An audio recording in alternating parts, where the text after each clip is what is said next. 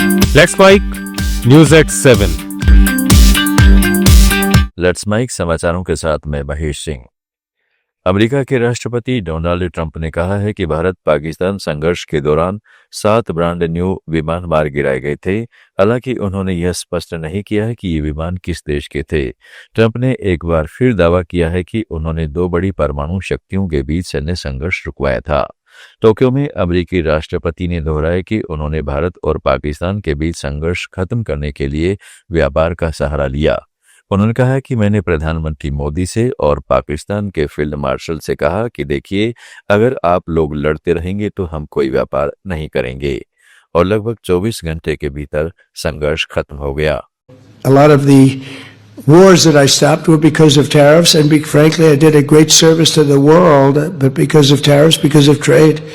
If you look at India and Pakistan, they were going at it. 7 planes were shot down. 7 brand new, beautiful planes were shot down, and they were going at it, 2 big nuclear powers. And I said to Prime Minister Modi, and I said to the Prime Minister, a very nice man, a very good man, and the Field Marshal over in Pakistan, I said, look, we're not going to do any trade if you're going to be fighting. No, one thing has nothing to do with the other. I said, it has a lot to do with the other.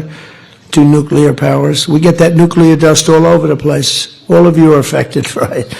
Then we said, no, we're not doing any deals if you're going to fight. And within about 24 hours, that was the end of that. It was amazing, actually.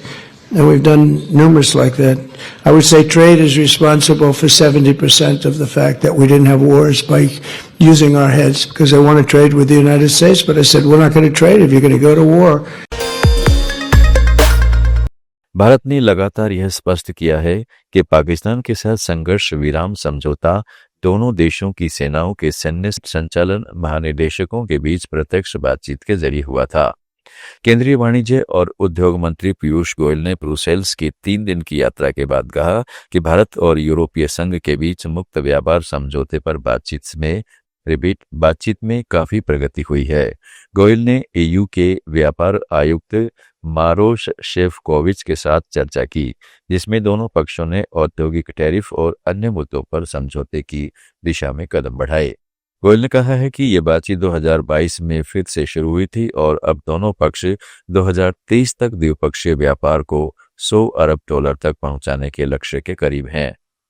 But very productive engagement with you, your colleagues, your teams, and I clearly can see the positive atmosphere in which the negotiations and discussions have been carried out during this trip have laid the foundation for what I believe will be a very robust and